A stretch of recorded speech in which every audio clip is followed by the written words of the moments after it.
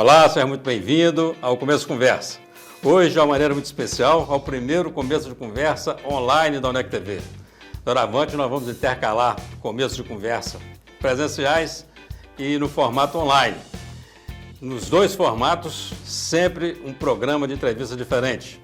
Um bate-papo franco, aberto, sem censura. Promover a igualdade de oportunidades, combater a discriminação nas relações de trabalho e o assédio moral, erradicar o trabalho escravo e degradante, as fraudes trabalhistas e a exploração do trabalho da criança, além de proteger o trabalhador adolescente, garantir a liberdade sindical e buscar a pacificação dos conflitos coletivos de trabalho, são apenas algumas das atuações do Ministério Público do Trabalho. O entrevistado de hoje está diretamente ligado à promoção dos direitos sociais dos trabalhadores. Ele é mineiro, nascido em Passos, filho de Gino Scatolin e Maria Borzani Scatolin. Casado com Anésia Pinheiro do Amaral Scatolin, com quem tem 3 filhas. E eles são avós de 3 netas. Dentre seus hobbies estão jogar futebol e assistir ao Galo, time do seu coração. Ele é formado em Direito, com especialização em Direito do Trabalho. Morou em Caratinga de 1987 a 1992, sendo o primeiro diretor e instalador da antiga Junta de Conciliação e Julgamento de Caratinga, atual Vara do Trabalho. Não faz ideia de quem nós estamos falando? Então não saia daí. Daqui a pouco nós voltamos já para conhecer e falar um pouco com esse entrevistado tão especial do nosso primeiro programa Começo de Conversa online. Olá, estamos iniciando o primeiro bloco de mais um Começo de Conversa, que é produzido pela UNEC TV, mantida pela Fundação Educacional de Caratinga e retransmitido pelas emissoras TV Sistec e Super Canal TV, um programa também disponibilizado nas plataformas digitais. Nosso convidado de hoje integra os quadros do Ministério Público da União em um dos seus ramos especializados, o Ministério Público do Trabalho, ocupando o cargo efetivo de Procurador Regional do Trabalho na Procuradoria Regional do Trabalho da 17ª Região, no Espírito Santo. Sendo decano da regional, ele já exerceu administrativamente todas as funções e na atividade finalística já ocupou várias coordenadorias, integrando inclusive o núcleo permanente de incentivo à autocomposição. Nós estamos falando do Dr. Levi Scatolin. Levi, seja muito bem-vindo ao Começo de Conversa. Olá, é um prazer e eu gostaria de cumprimentar a todos os telespectadores, fazer da minha autodescrição em respeito às pessoas com baixa acuidade visual ou cegas. Eu sou um homem branco, 66 anos de idade, 1,71 m de altura, 78 quilos, olhos verdes, o que resta de cabelos estão brancos, estou vestindo uma camisa listrada de preto e branco. Estou na sala da minha casa e atrás tem um quadro de plantas coloridas. É um prazer estar com todos nesse grande trabalho, começo de conversa online. Rapaz, bacana isso, doutor Levi. Essa descrição aí, para facilitar o que tem o portador de necessidades especiais acompanhar a entrevista, é isso? E saber com quem que ele está ouvindo, né? É uma das bandeiras do Ministério Público do Trabalho, o respeito à diversidade. E o respeito à diversidade é respeitar aqueles que têm alguma diferença, como se fôssemos nós. A empatia, dizer a ele, olha, se eu não enxergasse, se eu enxergasse pouco, eu queria saber como você é. Então, bacana. Por isso que todas as nossas conversas nós fazemos uma autodescrição e já é quase um padrão da nossa instituição e deve, em pouco tempo, ser um padrão nacional, inclusive com os tradutores em Libra. Todos os nossos programas na TV MPT, ele tem também os tradutores de Libra para atender a essa questão. Bacana demais. Então eu vou fazer o seguinte, em respeito ao nosso convidado e à sua instituição e, claro, ao telespectador que está acostumado já com essa apresentação, eu também vou me apresentar para ele. Eu tenho 1,70 m, tenho 77 quilos, uso uma barba rala, estou usando a camisa cinza e estou usando gravata, e cabelo grisalho e meio fortinho, meio gordinho. Eu acho que só. Também o resto de cabelo, que eu estou quase careca. Está bem apresentado? Faltaram os óculos. Ah, eu uso óculos, é isso aí. E à sua esquerda tem o logotipo, Começo de Conversa. Bacana com demais. Eugênio Gomes. É isso aí. Bacana demais. Então, para começo de conversa, doutor Levi, em pleno século XXI, no ano de 2022, ainda existe essa conversa de trabalho escravo no Brasil? Infelizmente, existe. No mundo todo, né? Mas em especial no Brasil, nós encontramos muito trabalho. É o chamado trabalho escravo contemporâneo. Toda a sociedade estava acostumada com aquele trabalho escravo vindos da África, aprisionados, concorrentes. Agora não, nós temos o trabalho escravo contemporâneo, que é um pouco diferente. É uma prisão por dívida, é uma prisão por temor reverencial. É um pouquinho diferente do que era no passado, mas é a obrigação de trabalhar de sol a sol, com então, uma jornada exaustiva, um trabalho degradante, sem nenhuma condição. E isso, inclusive, está no Código do Processo Penal brasileiro atualmente. E às vezes trabalhando só em troca no prato de comida, né? O brasileiro, nós temos muitas dificuldades. Quando eu cheguei aqui no Espírito Santo, eu me deparei com algumas situações aqui no norte do estado, lá na divisa da Bahia, e eu falei com o prefeito: se o senhor mandar buscar, se deixar o fazendeiro daqui, levar um ônibus até o Vale do Jequitinhonha, lá no meu estado, dizer para ele: olha, com todas as promessas, não precisava nem fazer as promessas que fazem, porque fazem promessas mirabolantes, que vai ficar rico, que vai ganhar muito dinheiro, e chega na hora, não é isso. Mas eu falei com ele: ainda que não fizesse todas essas promessas, o ônibus ficaria lotado, porque as pessoas estão tão necessitadas, passam 12 meses do ano, maior parte do tempo, com fome. Aí diz: olha, vamos para o Espírito Santo, vamos ter 4 meses de fartura. Né? Esse pessoal vai ficar aqui. E, passado algum tempo, nós tivemos, lá no norte do estado, naquela região, uma das maiores povoações de migrantes, pessoas que vinham trabalhar no estado e que não saíram, que tinha 4 meses mais ou menos garantido. Tiramos várias vezes as pessoas daquele trabalho degradante, mandava para a região dele, fazia pagar todos os direitos, daí a pouco estavam eles lá de novo. Eu peguei um xará meu 4 vezes nas carvoarias. Um dia ele falou comigo: olha, xará, aqui eu estou comendo, aqui meus filhos comem. Lá eu não trabalho tanto, mas eu preciso. Então, o que precisa são as autoridades estar presentes, exigir que se cumpram os direitos, um mínimo de dignidade ao trabalhador. E é isso que a gente tem tentado fazer. Muito bem. Fala-se muito também no trabalho de criança, né, e adolescente, e aí eu sem fazer nenhuma apologia ao trabalho de criança, claro, mas eu tenho certeza que você trabalhou desde menino, eu trabalhei desde menino, e isso de repente ganhou uma conotação que é ruim, e hoje, de fato, a gente prefere que as crianças vão para a escola, vão estudar, vão aprender, deixa para trabalhar na hora certa. Mas só para esclarecer também para o telespectador, o que exatamente pode ser considerado um trabalho infantil? Quer dizer, que tipo de atividade uma criança pode fazer sem ser considerada que está fazendo trabalho infantil? Essa é uma chaga brasileira, também atuei muito, é um setor que me deixa, às vezes, muito triste quando atuo nele, porque nós temos uma cultura do trabalho. Eu trabalhei desde cedo, muito novo, eu tenho mais de 50 anos de trabalho, né, regular, mas o trabalho, na nossa cultura, eles dizem que é melhor trabalhar do que roubar. Se fosse só isso, trabalhar ou roubar, não tem a menor dúvida.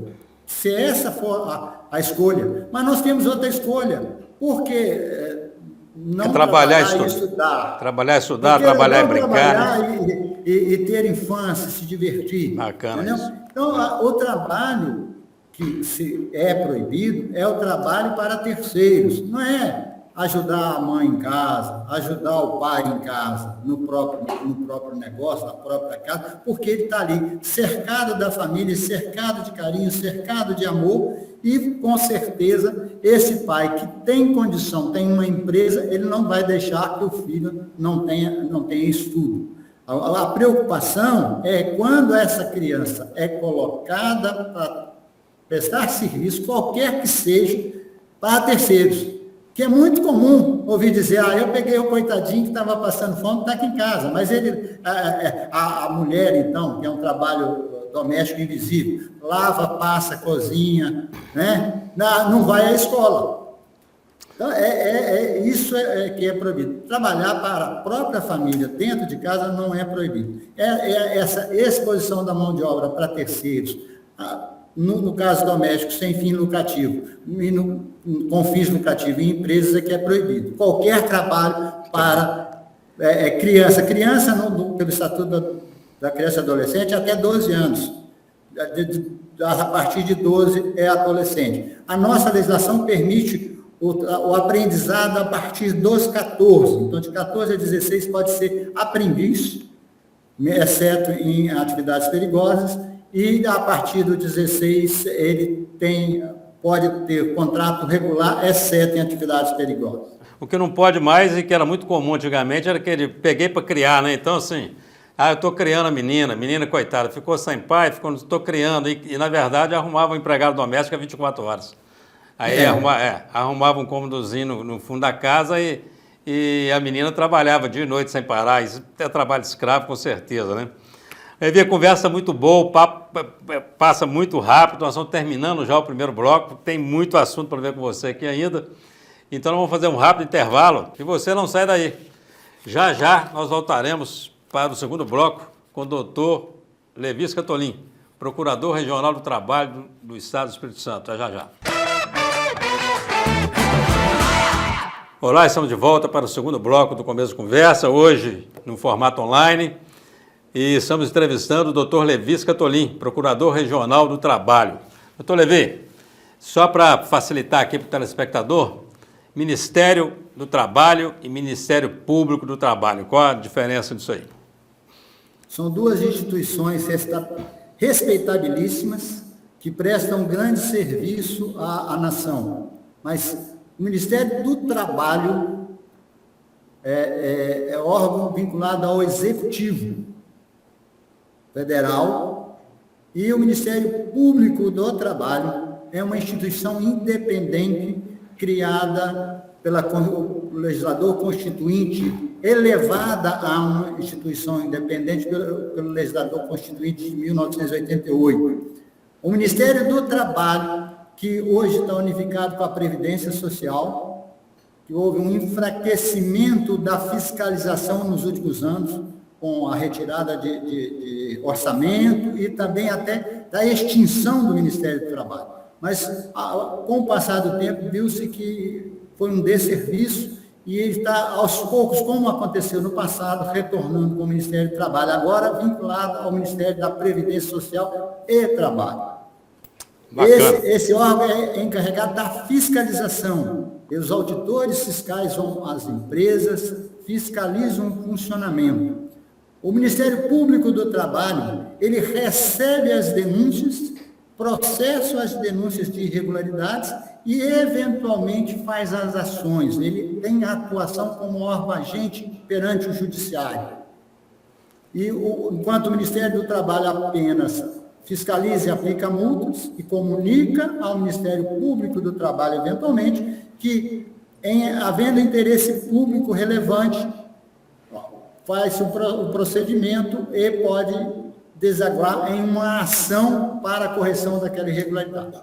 Eu quero aproveitar que você falou em fiscalização e falou em oferecer denúncia, e eu queria falar sobre esse paradigma que tem em relação ao Ministério Público do Trabalho, de que ele seria muito contra as empresas, que eles ficam sempre a favor de outras questões, que as empresas são muito, muito prejudicadas pelo Ministério Público. Como é que você enxerga isso? Já ouviu falar sobre isso? Esse é o prato do dia, né?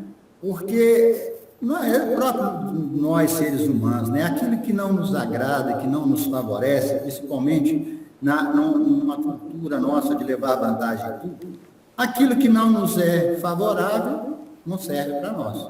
E é assim. Então, se um membro do Ministério Público brasileiro, né? O Ministério Público brasileiro é composto dos Ministérios Públicos do Estado, os promotores de justiça e os procuradores de justiça em cada estado, e o Ministério Público da União.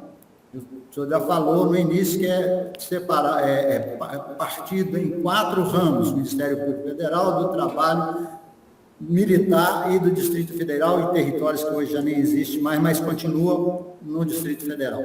Então, quando ele emite um parecer ou exige o cumprimento de uma norma, o empresário confunde a pessoa do procurador com a autoridade que está exigindo o cumprimento de uma lei que não foi ele que fez. Então, aí desaba, todos vai falar, está perseguindo, mas não está perseguindo. Não, eu garanto a todos que não há perseguição. O Ministério Público é um órgão criado para a proteção da sociedade. Então, se eventualmente alguém se sente prejudicado, ele tem o Ministério Público não faz nada sozinho. Quando ele acha que está errado, não quer a pessoa que não está sendo acusada de não cumprir a legislação adequadamente, ele não quer corrigir, nós ajuizamos uma ação, ela vai ser submetida ao judiciário. Então, não tem por que eu estou sendo perseguido. Vai ser perseguido pelo judiciário também? Então, ele tem a ampla defesa e é totalmente transparente. Vai aproveitar a transparência para dizer um detalhe. O Ministério Público não atua no que ele quer. Ele pode, o membro do Ministério Público, ao saber de um fato, seja uma irregularidade trabalhista no âmbito do meu âmbito, nós podemos atuar. Mas eu não posso dizer, olha, na empresa, na UNEC TV, tem tal irregularidade e eu vou lá. Não, eu tenho que noticiar esta irregularidade, que eu entendo que é irregularidade, que eu tenho alguma prova. Isso é autuado um procedimento e ele não vem para mim. Ele é distribuído para outro, aleatoriamente aos outros membros, exatamente para que não seja influenciado pela denúncia. Eu fiz a denúncia, eu acho que ela é procedente. Então, outra pessoa vai examinar. A gente tem que entender, então, que o Ministério Público ele atua a partir de uma denúncia. Quer dizer, ou de conhecimento de um fato. Tá, mas não sai procurando. Assim, vou fazer uma visita à empresa tal para ver se tem alguma coisa errada lá. Isso não existe, não é assim. De jeito nenhum. Sim. O Ministério Público do Trabalho só vai se houver alguma denúncia para fazer uma inspeção. E, normalmente, junto com os auditores fiscais do Ministério do Trabalho, junto com equipes de segurança da Polícia Federal, Polícia Militar, Polícia Civil, essas coisas assim. Simplesmente sair e falar, vou entrar nessa empresa e olhar se tem alguma coisa, isso não é papel do Ministério Público, membro do Ministério Público, isso é papel do auditor fiscal, membro do Ministério do Trabalho. Uma outra dúvida que eu tenho, eu também acredito que seja dura de muitos telespectadores, é em relação à atuação do procurador, do Ministério Público. Ele só atua em relação a empresa, a grupos, a núcleos, ou pode atuar também em relação a uma criança, por exemplo, a um índio, por exemplo. É só a grupos ou individualmente a pessoa pode ter esse respaldo do Ministério Público? Eu tenho um amigo, ex-ministro do Tribunal Superior do Trabalho, que dizia assim, o Ministério Público só deve atuar, só pode e só deve atuar quando o fato delituoso, o fato irregular denunciado, gere na sociedade uma insegurança, o germe da insegurança na sociedade. Então, às vezes, atuou porque o fulano estava sendo prejudicado, não. Vai atuar porque aquele fato, ele reflete numa sociedade. Se for, o 13º salário do professor Eugênio na faculdade. O professor Eugênio procura advogado e entra com o processo. Né? Mas se é um menor, um incapaz, sem assistência, que está sendo explorado, que o meio ambiente está degradante, aí vindo a denúncia, o Ministério Público vai atuar, mas vai atuar em nome de todos que estão naquele meio ambiente, em nome de todas as pessoas deficientes que têm atuação naquela área. Então, entendi. Para uma pessoa, o Ministério Público não atua. O Ministério Público atua em nome da sociedade, para a sociedade.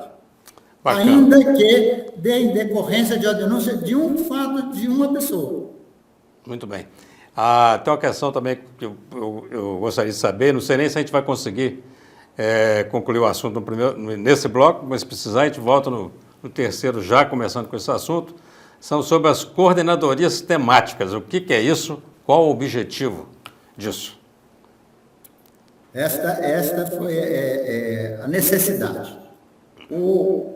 Nós sabemos que a estrutura do Poder Judiciário, o Ministério Público brasileiro, ele atua paralelo como se fosse um espelho do Judiciário. O Judiciário julga, o Ministério Público, conhecido, acusa. O Ministério Público tem ação e o Judiciário julga. As estruturas são muito díspares.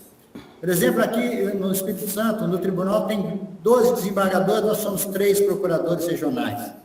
No Estado tem 57 juízes, entre juízes titulares de vara e substitutos, e nós temos 15 procuradores do trabalho. Então, é muito diferente. E na estrutura dos funcionários, a mesma coisa. No meu gabinete, eu tenho no primeiro ofício geral de Vitória, consta 2 funcionários. Num gabinete de desembargador, tem 12. Então, para maximizar o trabalho, nós tivemos que fazer um estudo, um planejamento estratégico para atuar em determinadas temáticas, para ter maior eficácia, menos dispêndio orçamentário e menos dispêndio de força de trabalho dos membros. E aí surgiram diversos, nós temos atualmente 8 coordenadorias nacionais, cada um num setor bem importante. Se quiser, eu posso nominá-las. Não, nós vamos fazer um rápido intervalo agora, mas a gente volta para o terceiro bloco e você já volta falando, se quiser nominar as 8, mas principalmente qual que é aquela que te atrai mais, onde é que você gosta, quem é o menino dos olhos do Dr. Levi. Você não sai daí, vamos para um rápido intervalo e voltamos já para o último terceiro bloco com essa entrevista sensacional. Nós voltamos já.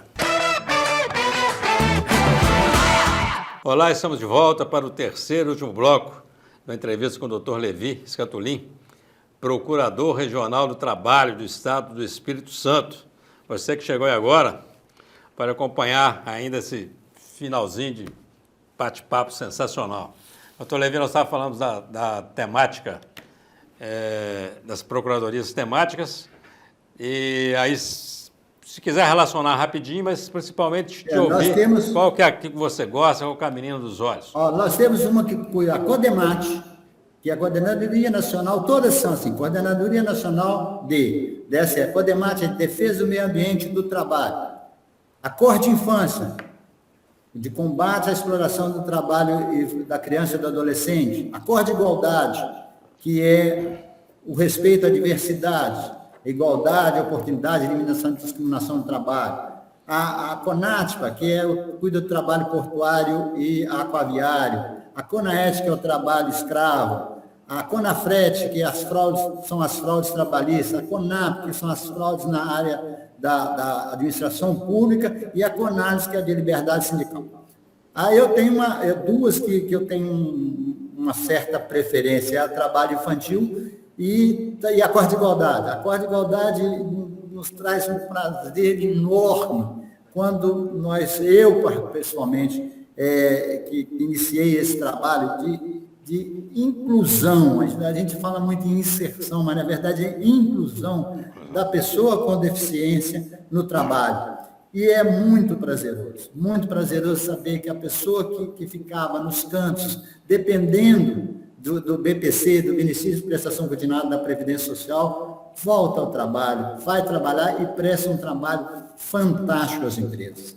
Eu tive a oportunidade de fazer no início, quando logo saiu a lei, eu estava na chefia aqui no Espírito Santo, iniciei o trabalho de coletar os dados, quais eram as pessoas, quais eram as qualificações, o que necessitava no mercado, e deu uma alegria muito grande. Pessoas que resgataram a sua dignidade. Bacana. Nós estamos aí no tempo de pandemia, terminando esse momento, né? E foi um momento difícil, né? Para o mundo inteiro. Nós começamos aí, logo no começo da pandemia, com aquele sentimento de que chegou alguma coisa para melhorar a humanidade. Eu, particularmente, estamos aí, se Deus quiser, terminando essa pandemia, mas com essa sensação de que a humanidade parece que não tem jeito, não. No caso do trabalho do Ministério Público, os problemas diminuíram ou aumentaram? Ou eles acabaram no período da pandemia? Ou que nada, aumentou foi muito?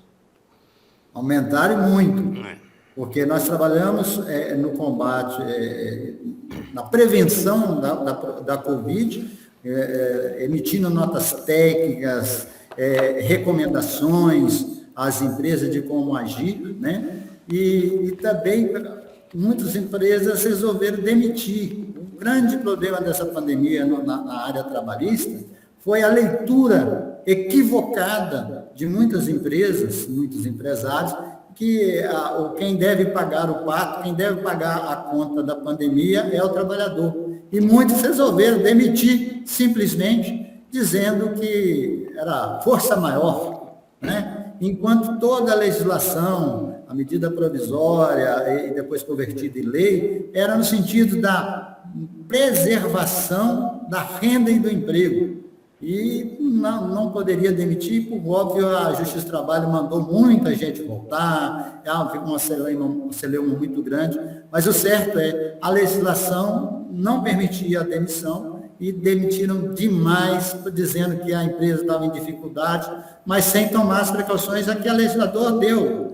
Redução da jornada, redução do salário da jornada, suspensão do contrato por alguns meses. Isso tudo, infelizmente, algumas empresas não fizeram e simplesmente resolveram demitir. Isso trouxe muito trabalho, mas muito trabalho mesmo, além da Covid. Nós, enquanto membros do Ministério Público, nós não temos interesse em fechar empresa e abrir empresa. Por isso, nós fazemos, às vezes, a negociação numa ação por meio de um termo de ajustamento de conduta. Esse termo de ajustamento de conduta, ele fixa, às vezes, uma indenização por dano moral. Para citar um caso bem conhecido no Brasil, a BASF e Brumadinho. Todo o dinheiro arrecadado ali, ele vai para recompor a base lesada, né? Então, quando a gente faz o termo de ajuste de conduta, nós direcionamos esses valores para a sociedade. E isso foi, na pandemia, nós direcionamos só para combate à Covid, comprar cilindros de oxigênio, máscaras, principalmente lá para Manaus, que foi o primeiro estado em lockdown, muitos milhões de reais. Nada do Ministério Público, mas tudo que seria pago em questão de multas em favor do Ministério Público, que iria para qualquer fundo que a gente mandasse, mas a gente preferiu direcionar para isso. Nós fizemos até o destinamômetro, que eu passei um site aí para produção, que tem todo discriminado, toda a atuação do Ministério Público, inclusive como fazer denúncias também. Bacana. Eu fico imaginando aqui que no trabalho de vocês, o objetivo é sempre procurar uma solução que seja boa para todo mundo, né? Mas é claro que não tem jeito de agradar todo mundo o tempo todo, então sempre é normal ficar ao lado que ficou mais satisfeito, o outro ficou menos satisfeito. Isso não gera nenhum problema de segurança para vocês, não? Você tem preocupação com isso? Anda com segurança, não anda? Já sofreu alguma ameaça de morte, alguma coisa assim, não? Muitas, mas a gente não pode esquecer que da segurança, que vida só dá uma safra, né? A gente lembrar o Naí, que por um descuido foram só os auditores e foram executados. Se tivesse esperado toda a equipe, composta pelo Ministério Público do Trabalho, Ministério do Trabalho, Polícia Federal, Polícia Rodoviária Federal, com certeza não teria sido emboscado. A gente procura fazer da melhor forma possível, para não correr riscos. Riscos sempre existem em todas as coisas, né? Não tem como. Infelizmente, no Brasil, até professor sofre ameaça de morte, né, velho? Daqui a pouco você vai ter um minuto aí para suas considerações finais. Mas eu queria fazer um bate-bola com você rapidinho aqui, se você permitir. A gente fazer para depois abrir o espaço para você. Eu te dou um tema e você faz um comentário sobre ele. Pode ser? Sim. Então vamos lá. Família. E pronto. Família. Razão de viver. Filhos. Dádiva de Deus. E Deus. O guia. Futebol. Atlético Mineiro. Galo forte vingador. Reinaldo. Um ídolo. Um estado. Espírito Santo. Uma cidade. Caratinga. Uma casa. A casa de Deus. A casa de Deus. Uma saudade. Meus pais. Bacana, muito bom. Foi muito bom falar com você, rapaz. Um prazer muito grande te receber aqui no Começo de Conversa. E só para um bate-papo, um tema que eu queria te dar, eu quero ver a sua resposta. Trabalho. Uma realização. Bacana. E trabalhador? Símbolo de dignidade e força. Bacana. Levi, muito obrigado. Você tem um minuto aí para suas considerações finais, vai se dirigir aos telespectadores aí da UNEC TV, TV Sistec, Super Canal TV e para os nossos internautas. Com você a palavra. Eu só tenho a agradecer, foi um prazer muito grande falar para esse programa tão já renomado e ter o privilégio de participar dele online. Eu só tenho a agradecer a você, professor Eugênio, a equipe da TV, e dizer que Caratinga é a cidade que me acolheu, é uma cidade que eu disse que está no meu coração, porque aí tive momentos espetaculares, momentos de convivências familiares intensas, onde minhas filhas cresceram, onde minhas filhas tiveram tios e tias emprestadas, onde inclusive eu tive mãe e pai emprestados, né? Além dos meus, pessoas maravilhosas. Essa cidade é uma cidade que jamais esquecerei. E meus amigos aí, tenho muitos amigos, muitos queridos amigos, e espero não passar muito tempo sem visitá-los. Bacana demais. Levi, muito obrigado, viu? Obrigado mesmo por sua presença. Estamos encerrando mais um Começo de Conversa. A você, o nosso muito obrigado pela atenção, pela audiência, e até o próximo encontro, se Deus quiser.